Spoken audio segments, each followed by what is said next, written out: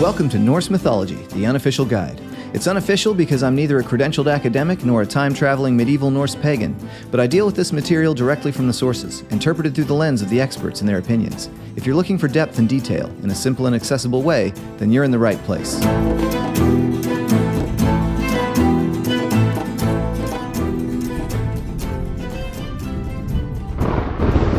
Treacherous Odin, Called the wolf. if you had not lied to me, I would have been a friend to the gods, but your fear has betrayed you. I will kill you, Father of the Gods. I will wait until the end of all things, and I will eat the sun, and I will eat the moon, but I will take the most pleasure in killing you.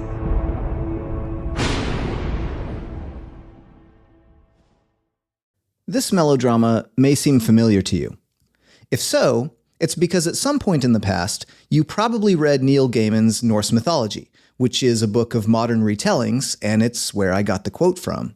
It's a powerful quote, illustrating the way the gods' enemies are created by their own actions and how the choices Odin makes ultimately lead to his own demise. There's just one problem with it, though, which is that it never actually happened. And so the meaning we just pulled out of it isn't there either. And that's sort of the problem with retellings generally. I often worry when I'm recounting myths on this show that they aren't coming across as very interesting. And the reason I worry about that is because a lot of the stories as they were originally recorded don't conform very well to modern storytelling techniques. I have a personal goal of not adding information that isn't there. So if I make an assumption, I usually say something like, "We are left to assume," or "presumably," or something along those lines that indicates I'm injecting information that isn't directly relayed in the source material. But if you want to write a best-selling novel using these stories, you kind of have to modernize them a little bit and fill in some gaps. And that means adding information. But adding information means canonizing your interpretation. And far too often, that interpretation is coming from a modern person with a bias toward the way interesting stories typically work in modern times. If you're somebody like Neil Gaiman, that means there's a risk. Even if you include a caveat in the introduction explaining that you took creative license with the stories, which he did actually include, that you still might accidentally convince a lot of people that the source material contains information that isn't really there, or you might accidentally color someone's experience in reading the actual sources for themselves with meaning that was never supposed to be there.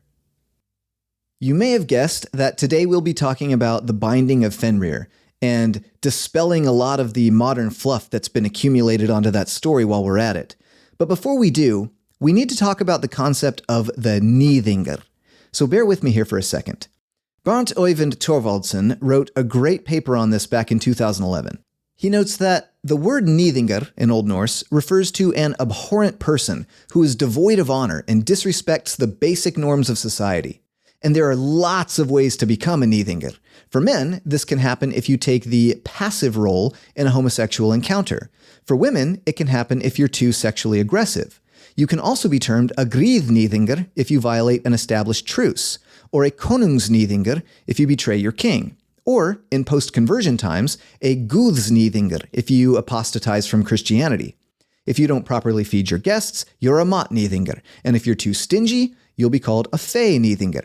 In every case, if you're considered detrimental to society in some way, then you can earn the label of Nýðingur. Now, one big problem with being labeled a Nýðingur, apart from the horrible social stigma, is that you risk incurring misfortune by way of divine wrath. But what's interesting is that the gods are neither omniscient nor omnipotent. They have to be alerted to the fact that somebody is a Nýðingur. So according to Thorvaldsen, we end up seeing examples where people will declare their opponents as Nýðingar in the presence of the gods and all who can hear, apparently to ensure that divine wrath actually turns against them. But regardless, medieval law codes also deal with Nýð behavior in various ways. What's important to keep in mind for now is that if your behavior is bad enough, you will incur legal consequences. In a lot of cases, for example, if you are deemed a thief or an oath breaker, you can be legally declared an outlaw, meaning you are exiled from society and your life is no longer protected under the rule of law. Metaphorically, you trade out your human status for animal status. We'll come back to this. So far, I've been telling stories in something close to a plausible chronological order, at least according to Lindow's definition of mythic time, which we covered in episode 5, with the exception that it might have made more sense to talk about the origin of Thor's hammer a little earlier on. But for the purpose of loosely adhering to this loose mythological chronology, I've so far avoided talking in depth about Ragnarok, the doom of the gods. However, fully understanding today's story requires us to be generally aware of what that event is, and it also requires us to remember how fate works in the Norse worldview, which we talked about back in episode 4. So here's a quick breakdown and recap. Fate in Norse mythology, and by extension in Norse daily life, is not decreed by the gods, who are in fact neither all-knowing nor all-powerful. Instead, it's decreed, the word often used in the sources is actually shaped, by beings called Norns, and what a Norn has decreed absolutely cannot be avoided or changed. However, Norns apparently don't usually set every little detail of your life in stone. The main thing decreed for everyone seems to be time of death, but interestingly, not always the how of death. If you know when you are fated to die, you often have a choice whether to meet that fate honorably or to cower from it, in which case you will still die at your appointed time, but as a coward with a dishonorable legacy. This doesn't mean you can't use medicine or magic to try and heal diseases and things like that, but it does mean you can't run away from a fight. And this is true for humans and gods alike. However, the way someone is fated to die is sometimes set in stone, and sometimes a few other points along the path of life are set in stone as well. The way you would know whether or not this is the case for you is by prophecy.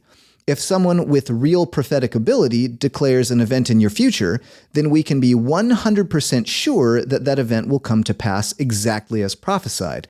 There's no way around it, as illustrated at least in the mythology. In the case of the gods, both we the audience as well as the god Odin himself all learn from the prophecy in Voluspa the way some of the gods are fated to die. At some point in the future, the world will end in a terrible battle between the gods and the Jotnar, in which Thor will be poisoned to death by the gigantic sea serpent encircling the world, and Odin will be eaten alive by a monstrous wolf. This event is called Ragnarok, which loosely translates to the doom or fate of the gods. And after many of them die, it ends with the entire world being set on fire, sinking into the sea, and then emerging again, renewed. But in order for Ragnarok to occur, all the necessary players must first exist, including the previously mentioned giant sea serpent and a monstrous wolf. And it just so happens that such creatures are the offspring of none other than Loki. Snorri begins this tale in his Edda by telling us a little about Loki's character. In Snorri's view, Loki is regarded, in my own translation, as, quote, the first speaker of falsehoods and a blemish of all gods and men, end quote. As well as, quote, handsome in appearance, evil in nature, very fickle in habit, end quote. To be clear, and we'll talk more about this in a future episode focused on Loki, there is some scholarly discussion around how much there may have been a demonization of Loki happening in Iceland in the centuries following the conversion to Christianity. However, much of what Snorri says about Loki's actual actions can be corroborated by pagan sources. In any case, we're told here that apart from Loki's son, there's at least one, that he has with his wife Sigyn, he fathered 3 children by a Jotun woman named Angrboda, who lives or lived in Jotunheimr. Angrboda means one who offers sorrow, although it's hard to prove this name originated in the pagan period. It shows up in Snorri's 13th century works, and in the poem Hyndluljóð, which is usually dated to the 12th century at the earliest. But I also hesitate to say that really proves it was a post-paganism invention either. Either way, we know very little about Angrboda as a character, and in fact, we aren't told anything else about her in this story, other than the fact that she has these 3 children with Loki. We also don't know for sure whether or not we are supposed to understand this relationship he had with her as having occurred while he was married to Sigyn. But Snorri uses language here that seems to imply that these children were being raised in secret. The phrase he uses is that the gods, quote, realized that these children were being raised in Jotunheimr. So that seems to imply that Loki was trying to hide them for some reason. Maybe he's hiding them from his wife. Maybe he was fully aware of the prophecies before he had them and knew exactly what he was doing when he did it. It's impossible to say for sure. So let's avoid reading too much into it for now and talk about who these children are. One of them is a serpent, commonly called Jormungandr, which literally just means huge monster. We find the same serpent also referred to pretty frequently as Midgardsormr, meaning World Serpent, and we'll see why in just a minute. It's a little weird to think about how a serpent can be the child of a couple of anthropomorphic beings, but that's sort of how things work among the Jotnar.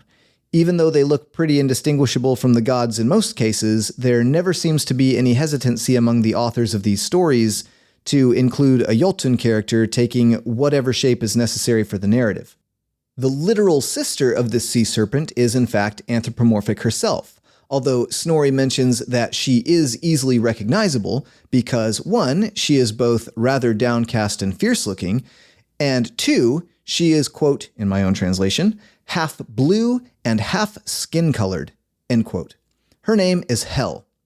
The word I translated to blue here is blå, and you will sometimes see that word translated as black. But if you'll remember from episode 6, Old Norse exists in a different stage of color terminology evolution than modern English does, and that's why there's this discrepancy. But I tend to side with Jackson Crawford's reasoning for translating it as blue instead. But the point is, in either case, we're not trying to describe Hel's race or to say that she is literally some kind of bright blue color, like an alien or something. Instead, the Old Norse word being used here is the one that is used to describe the color of a corpse. So that, combined with her tight association with death and the underworld, is what leads us to believe Snorri is telling us that half of her looks like a corpse. Which half that is, he doesn't say. Top half, bottom half, left or right half, corpse-looking splotches all over her skin covering half her body, we don't know. Her name ultimately derives from an old Proto-Indo-European root meaning cover or conceal, which seems like it's probably connected to burial. The third child of Loki and Angrboda is a wolf, typically called Fenrir or Fenrisulfur or even just the wolf. Fenrir means dweller in the fens, and Fenrisulfur means the wolf of the dweller in the fens, which is really weird phrasing and almost sounds to the English ear like Fenrir should be the name of some person who owns the wolf.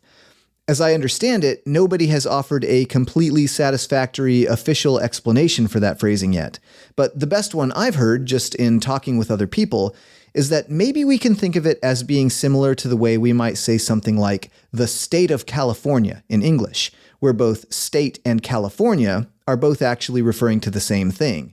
The state of California really just means the state called California. So maybe similarly, the wolf of the dweller in the fens might just mean the wolf called dweller in the fens.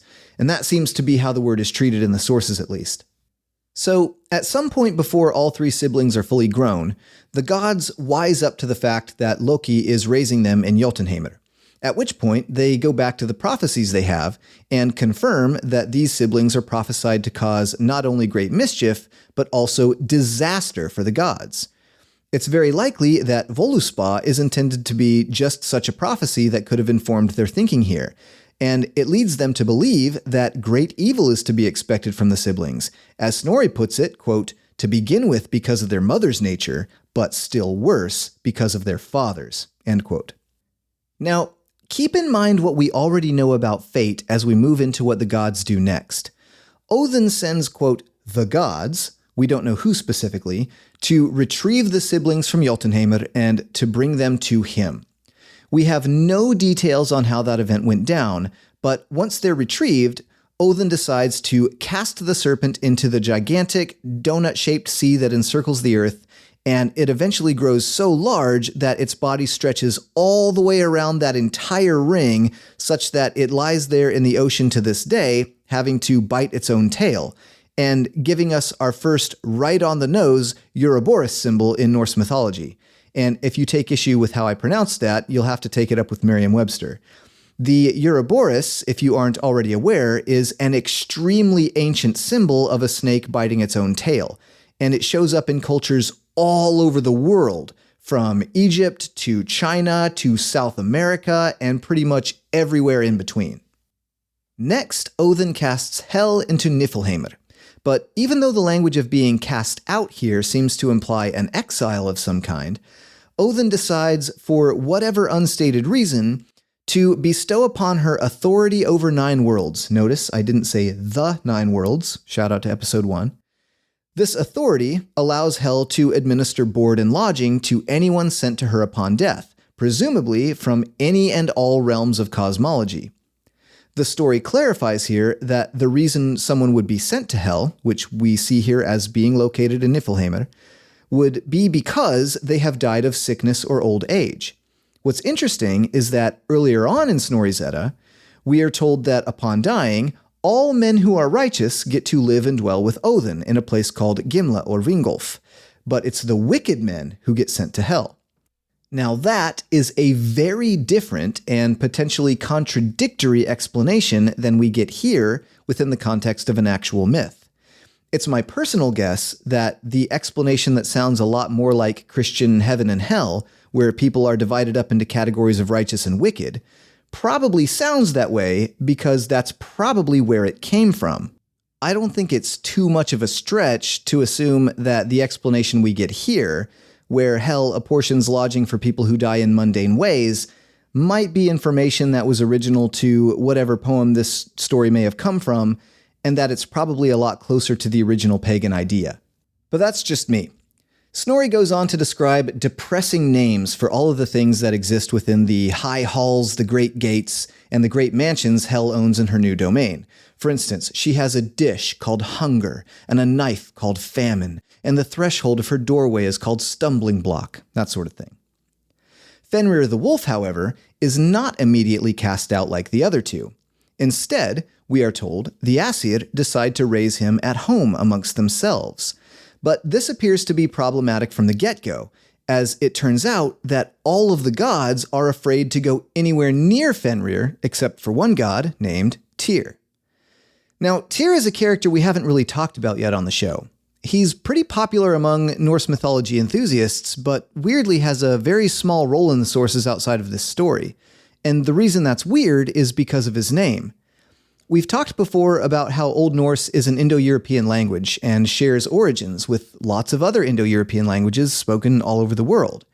As it so happens, the Old Indo-European word that eventually evolved into Tyr in Old Norse also evolved into the word Zeus among the Greeks and Jupiter among the Romans. So it's curious that Tyr doesn't also occupy the position of chief god in the Norse tradition. Instead, that honor goes to Odin. But that's a topic for another time. As I mentioned, Tyr is the only god brave enough to get anywhere near Fenrir. The actual quote is, Hovdi Tyr ein djarflek at ganga til at ok geva honum mat, meaning Tyr alone had the courage to approach him and give him food. Now, if you're as much of a Thor fanboy as I am, you may realize here that being afraid of something is generally out of character for Thor. So my explanation is that Thor probably isn't even around, as he usually isn't around when major events are unfolding. If this story is meant to abide by the normal state of affairs, I think it's safe to assume that Thor is probably too busy out in the east beating trolls to be bothered by all this nonsense of who wants to feed the new pet. You may also notice something else while we're at it, which is that Odin is the only god who has actually been prophesied to be killed by Fenrir, and yet everyone is still afraid of him. Some of the gods, like Heimdallr and Freyr, are even prophesied to be killed by other very specific means. But everyone, except Tyr, is afraid to go anywhere near him. There's a popular interpretation of this story where Fenrir is brought home from Jotunheimr as a playful little wolf puppy who just wants to be friends with everyone, but is turned into an enemy of the gods by the way he's treated. However, I think it's important to realize that that scenario is not actually being described here. The only description we have is of a wolf, who all of the gods, in all of their manly heroic statures, are too afraid of to even approach, even when they probably already know he won't be the one who kills them. I mean, some of these guys can even see the future. Of course, this is a prose retelling of a myth by a 13th century scholar, and myths themselves are not really designed to fit into a logically consistent canon. But part of the reason they don't usually conform to modern storytelling techniques is because they're normally lacking in descriptive detail, which is maybe because these stories had to be memorized and passed on orally, in which case including a lot of extraneous information, I would imagine, only makes that harder. But the result is that whenever we do get a detail, it's usually because that detail is either crucial for understanding the narrative, or because it was related to some kind of ritual or religious concept, even if it's lost on us today. In that light, the fact that we even have this detail that everyone is afraid to feed Fenrir except Tyr is probably meant to speak volumes on its own. Snorri takes a moment here to remind us again about the prophecies. He notes that the gods begin to notice how much Fenrir is growing every day, and they're reminded how all the prophecies foretold that he would cause them harm. So they make a plan to ensure their own safety. They're going to find a fetter of some kind, one too strong for him to break, and bind him with it, thereby neutralizing the threat for as long as possible. Since Snorri mentioned prophecies, it's worth remembering how fate is supposed to work in a context like this. We know that Fenrir has already been prophesied to spell disaster for the gods, and because it's been prophesied, it amounts to a piece of fate that's been uncovered. There is no avoiding it. It can be tempting to assume that the gods are essentially damning themselves here by making an enemy out of Fenrir, and if they had only chosen some other path, maybe he could have been their ally. But fate is a constant in the Norse worldview. It cannot be overturned, even when it leaves many individual choices up to you. If the gods had chosen some other course of action here, they would not have been able to avert their fate. It would still ultimately come about through some other means, because it's been prophesied. This, of course, is not meant to excuse what they do next. It's only to point out that because Fenrir was fated to become an enemy of the gods and the killer of Odin, there is no choice they could have made that would have ever changed that outcome. That's Norse fate. So for better or for worse, the gods create a fetter they call laðingur, which is a word that looks like it has something to do with sneakiness, very subtle. And they present it to Fenrir under the guise of offering him a test of strength, just to see if he can break it. Fenrir decides it doesn't seem like too much of a challenge, so he lets them bind him with it, and is able to immediately break out of it with the very first kick. Next, the Aesir create a second fetter, twice as strong, and this one is named Dromi, which is a word I haven't been able to find a solid etymology for. This time, Fenrir hesitates a little bit. He thinks the fetter looks strong, but also considers that he has also gotten stronger since he broke out of Laðingur, and he realizes that if he's ever going to become famous, he'll have to take some risks, so he allows himself to be bound with Dromi. This time, it's a little harder getting out, but he kicks and strains and knocks the fetter against the ground, and when it finally breaks, it shatters with a lot of force, and some of the fragments fly far away. Snorri uses these first two tests of strength to explain some colloquial sayings that were apparently popular in his time. Specifically, that whenever someone achieves something with great effort, it can be said that they loosed themselves from Laðingur, or that they struck out from Dromi. But now it's time to get serious.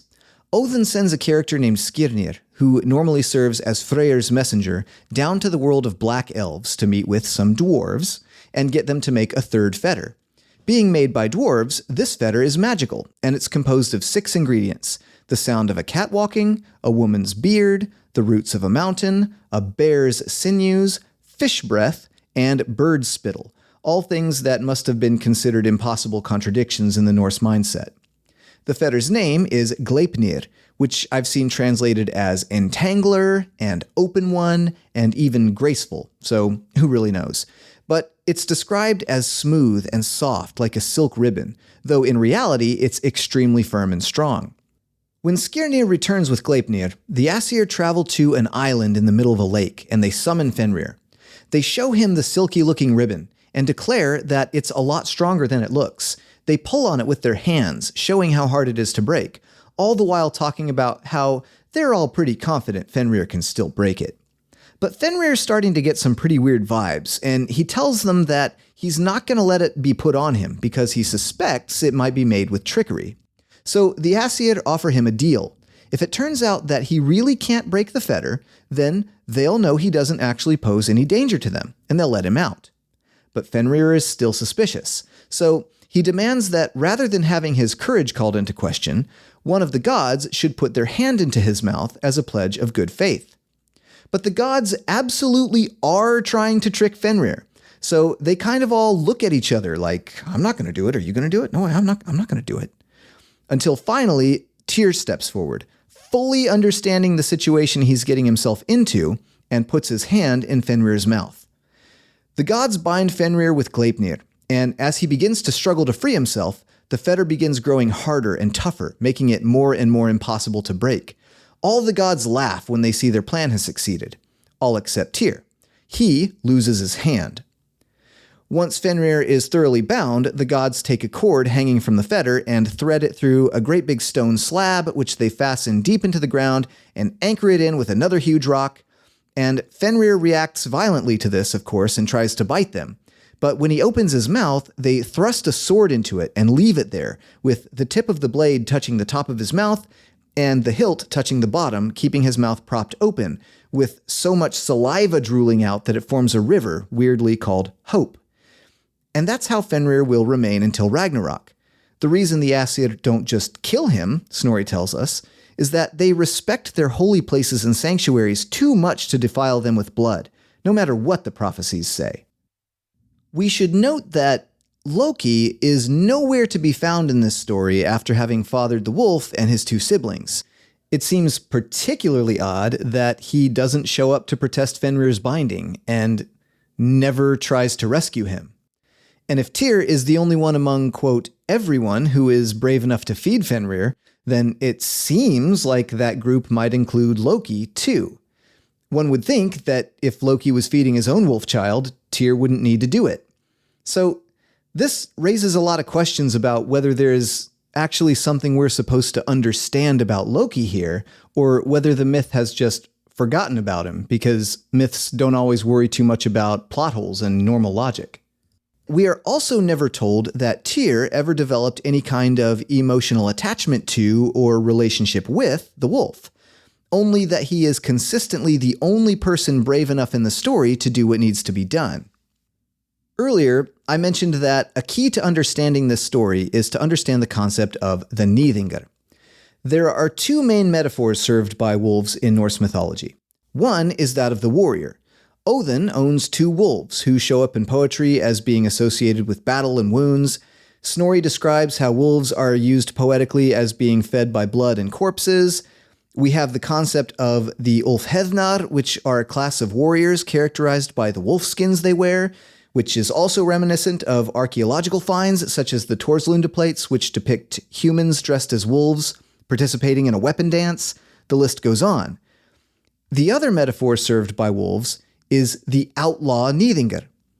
The idea is that when a person is deemed to be something like a thief or an oathbreaker or some other kind of threat to life or the community, Norse society begins referring to them with the word vargur, which means wolf, and casts them out into the periphery as outlaws. In fact, the wolf is used in metaphorical references not only to refer to outlaws and criminals, but really to refer to any destructive enemy in general. In one great example describing this Nidingar as wolf concept in mythology, the poem Sigurdrifumal has a Valkyrie counseling the hero Sigurdur to stay faithful to the oaths he swears because a, quote, wolf of vows, or in other words, a vow breaker, is considered wretched, which cleanly ties us back to the model of the Nidingar, and by extension, to misfortune. To be declared a vargur, a wolf, is to be made a type of Nidingar. And when a person is cursed as a Nidingar, the speaker of the curse calls for divine intervention against the metaphorical wolf for the purpose of protecting peaceful society. Through that lens, and this is my own take here, the story of the binding of Fenrir seems to mythologize exactly this social ritual. There is a wolf, a threat to society, who is forced out into the periphery and remains locked into misfortune by divine intervention. This is a big part of the reason why I'm hesitant to see Fenrir as an innocent, mistreated wolf cub. Being a wolf, he would certainly have been interpreted through the Norse cultural mindset as regarding wolves. And indeed, we see him show up both as a beast of battle at Ragnarok and also as filling the role of Nithingr outcast until that event. It's what the symbol of the wolf means to a Norse person. Thorvaldsen put it this way, quote, "Although the attitudes to wolves are not completely unambiguous in the Old Norse material, the animal is commonly regarded as a despicable, dangerous, and disruptive animal that should be driven off or killed. Likewise, the oathbreaker in the legal formulas is considered a disruptive person, unworthy of the company of men. He will be driven away from all places except hell, and the wrath of both men and God will turn against him and lead to misfortune in the form of total socio-religious expulsion." End quote. With that in mind, I would strongly advise all of you modern-day Vikingar out there to hold fast to your oaths. You wouldn't want to end up on the wrong side of the wrath of the gods, at least not before you get a chance to learn more about them with me next time on Norse Mythology, the Unofficial Guide. Sources for this episode include Fate by John Lindow in Pre-Christian Religions of the North, Volume 2, 2020. Norse Mythology by Neil Gaiman, 2017. Norse Mythology, A Guide to the Gods, Heroes, Rituals, and Beliefs by John Lindow, 2001. The Historical Development of Basic Color Terms in Old Norse-Icelandic by Jackson Crawford, 2014. The Nithingr and the Wolf by Barnt Øyvind Thorvaldsen, 2011. Wolves, Serpents, and Birds, Their Symbolic Meaning in Old Norse Belief by Anna Sophie Graslund, 2004. The Poetic Edda, translated by Caroline Larrington, 2014, and the Prose Edda, translated by Anthony Falks, 1995.